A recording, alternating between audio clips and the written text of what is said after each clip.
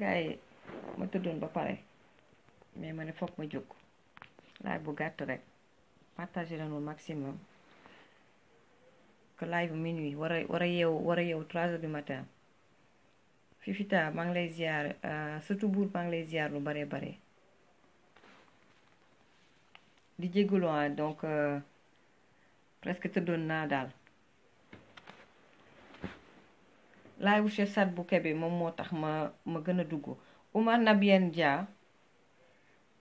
donc je pense c'est un apériste aussi il faut nga wax nag parce que gars yi dañuy nelaw maa ngi jéglu ci heure bi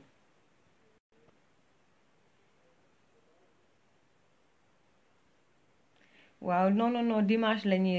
danga jox rendez-vous dimanche incha allah ci live yi ñuy faral def donc si Stéphane Stéphane Kabou je suis complètement épuisée mais li ko jar moo ko jar donc juste en 15 minutes rek en 15 minutes parce que je dois me lever même à 3 heures du matin dama war a dóori waar suba incha allah voilà di leen ziar yi jëpp xaar gaa yi ñëw di jégalu nag parce que lii moom il faut ma def ko li doy li ça suffit quoi dafa doy quoi dafa doy voilà Youssoufa Ka maa ngi leen di ziar Aïda maa ngi lay ziar Aïda dama tëddoon de gis nga di jógaat rapidement def live bu gàtt rek d'abord pour xoxotal bi nga xam ne ñu ngi koy xoxotal aussi activistes yi dañ ciy ñëw ak ci nga xamante ne suñu genre yi nga xam ne ñi ngi ci réseaux sociaux yi di presque plus d'1 an am lu ñuy xeex am loo xam ne dañ koo dund mu metti ñu Sénégal gis ñeneen ñu koy dund ñu jóg pour xeex benn ñaareel bi moom mooy la Baron Seck waroon naa la woo tey non c'est pas un crime Omar non Omar y a des personnes bien dans ci biir APR kenn du leen déglu kenn faalewu leen te ñooñu ba jóg doon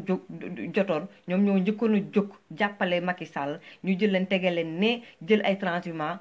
teg leen ca kanam donc am na ay apéristes yoo xam ne am nañ lu ñu bëgg ñu ngi ne tekk nag noppi kenn déggu leen ñu tege leen de côté c'est pas un crime ku nekk fa la neex donc live bu gàtt moom lay doon après live wu kii bi suñu frère Cheikh Sadibou Kébé xoxatal bi ñu nekk di xoxatal ak bëgg a décrédibiliser yenn activistes yi ak tamit yenn nit ñi nga xam ne ñi ngi xeex système bi dama ciy wax rapidement wax également ngeen déglu bu baax gars yi du ma xóotal tey dañuy bàyyi ba dimanche am na ay deal yi nga xam ne ñu ngi koy lal ci suuf par rapport ak élection yi déglu leen bu baax li may wax te waxantuwuma Macky Sall confiance entre guillemets bi mu affiché dafa am lu tax waa APR ñi nekk ci biir dëggantaan te jege Macky confiance bi nga xam ne moom la ñu affiché dafa am lu tax am na ay deal yu ñuy lal ci suuf su ma xóotalee tamit mun na tas lu bari ci biir opposition bi nañ def attention wax nañ ma ko ñaari yoon tey mooy mujj 3e fois bi y a des deals ci suuf yi nga xam ne ñu ngi koy lal as yoro ba maa ngi lay ziar mais waa Khalifa Sall je comprends très bien que ni mun ngeen xeex bi di topp justice Sénégal par rapport ak opinion nationale ak internationale d'accord na mais xam ngeen ne xeex bi du affaire de tribunal ak yéeg ak wàcc xeex bi terrain bi la yéen lan mooy seen problème yéen xalifis yi yéen waa Khalifa Sall lan mooy seen problème yéen waa Karimis yi lan mooy seen problème lu tax du ngeen yëngatu lu tax action amut tey Macky Sall tey bu amee fit tey moom ak ñi mu àndal cour de cassation prononcé gul sax ñu révoqué maire de Dakar dafa am fi mu ko teg xool ngeen en 48 heures li fi jot a xew en 48 heures li fi jot a xew mu jóge ci Karim Wade dal ci Khalifa Sall li nga di gis yépp dafa am aussi li nga xam ne moo nekk ci suuf sama gars yi mënuguma tas yépp mais politique dafa salte parfois je suis dégoûtée politique moo salte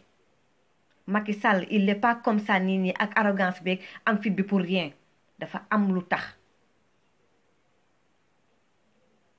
tax yéen nag waa APR ma wax ak yéen ñun da ngeen ñuy saaga di ñu wax lu nekk man Maty en tout cas man je suis dans les médias depuis 95 ca Dakar FM ak Walfadjri en 97 yàgg na man ba may nekk ci médias yi boobu maa ngi nekkoon di jàng maa ngi nekk di jàng xam nga ñun lu ñu jàngal ñoom Mame Less Camara dañ dem njàngi ko tarbiyu ko ñun nous sommes des personnes publiques da ngay nangu ku la xas dañuy nangu ay saaga dañuy nangu ku ñu gërëm ku ñu ñaanal ñu jël te gërëm googu ak ñaanal googu du tax ñu beew wala ñu naagu ñun loolu mooy suñu liggéey yéen waa APR ñi ñuy saaga ak di salir suñu der yeboo ngeen dem tuddi nelaw depuis 1 an maa ngi nekk di live macha allah audience baa ngi yokku donc ça veut dire quoi truand bi ngeen di wax mais sénégalais yaa ngi koy déglu ma wax ak yéen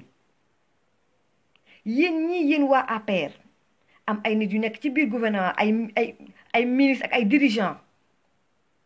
yéen a yóbbu xale yi ci appartement yi yéen a nekk ci cocaïne bi yéen a nekk ci drogue bi yéen dëkk yu yenn endroit yu bakkane biir Ndakaaru yéen a fay làqatoog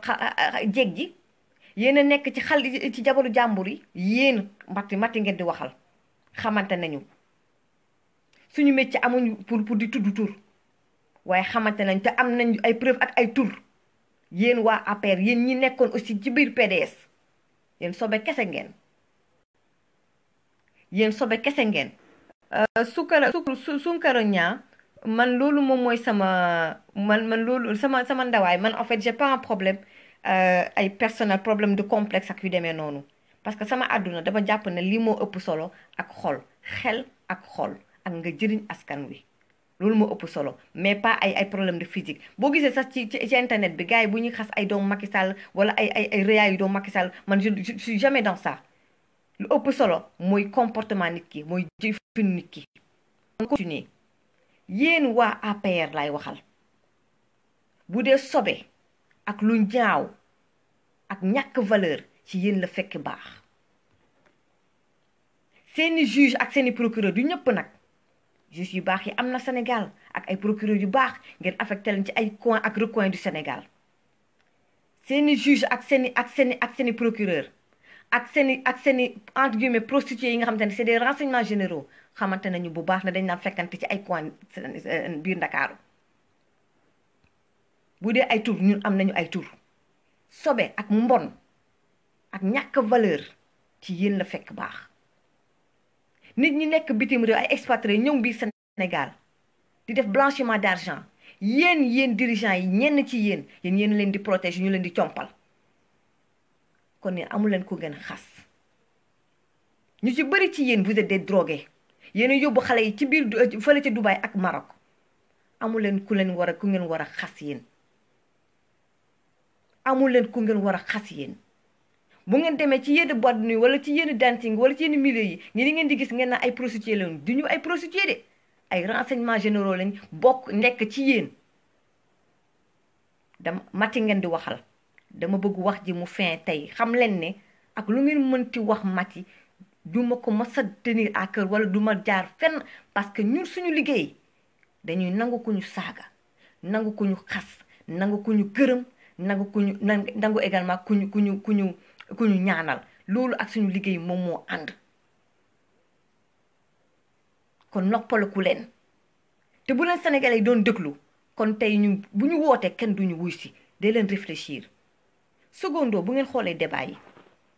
waa APR bu ñu dugg pour naan ñu ngi défendre bilan Macky Sall wala ñu ngi argumenter vous vous ridiculisez si Abdoulaye Papa en général du may def live jamais ci ay ci ay lalak yooyu j'aime pas ça mais dama tous les dimanches lay faral di def live mais bii c'est vraiment urgent dama seetaan live u Cheikh Sadibou Kébé mënutuma ko muñ ma ne naa def live 15 minutes rek pour attirer seen attention encore une fois sur une chose élection yi di ñëw jaxasoo na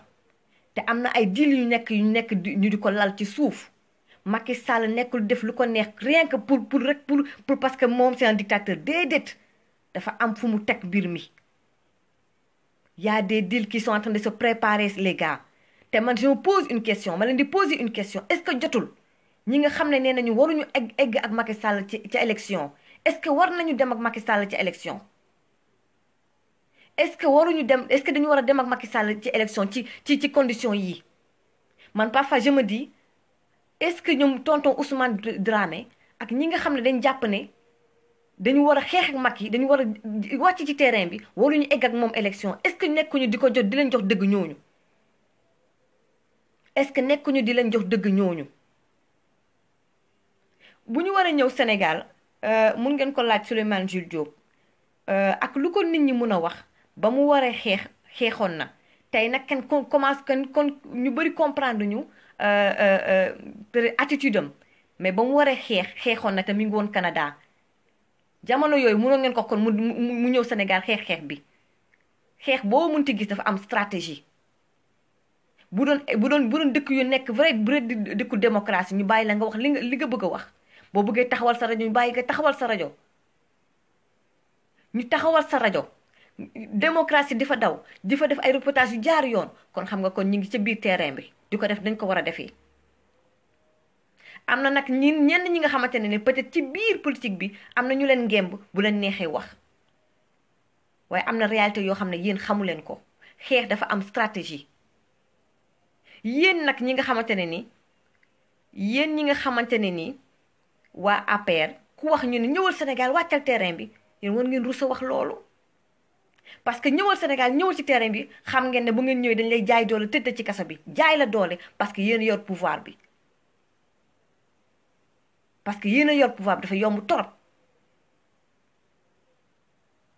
dafa yomb torop kon la question est ak deal yi nga xam ne ñu ngi ko nekk di ko préparer ci suuf Macky Sall ak ay nitam ak yeneen i nit yoo xam ne mënuñu dugg tudd tur est-ce que dañu war a dem ak Macky Sall élection loolu mooy sama question maa ngi leen di ziar yéen ñëpp di leen di jégalu lu bare bari maa ngi leen di nuyu yéen ñëpp di leen jégalu lu bare bari la suite ce sera ce dimanche inchallah rabbi mais on a un état mafieux gars yi bu leen fàtte on a un état mafieux Macky Sall am na lu mu wax il y a quelques jours nee na da ngeen ne woon parrainage du am parrainage am na te dëgg la Karim si dañ ne woon Karim Wade kenn du ko fi jugé nañ ko kenn du ko fi tëj nañ ko am na lu tax mu ñuy def lii lu tax première dame ñu gis ko vidéo bi passé moom ak i dangooram ñu seeni yax di salal ñeku ñii arrogance bi ñu nekkee dafa am lu tax jóg nag jot na jërë ngeen jëf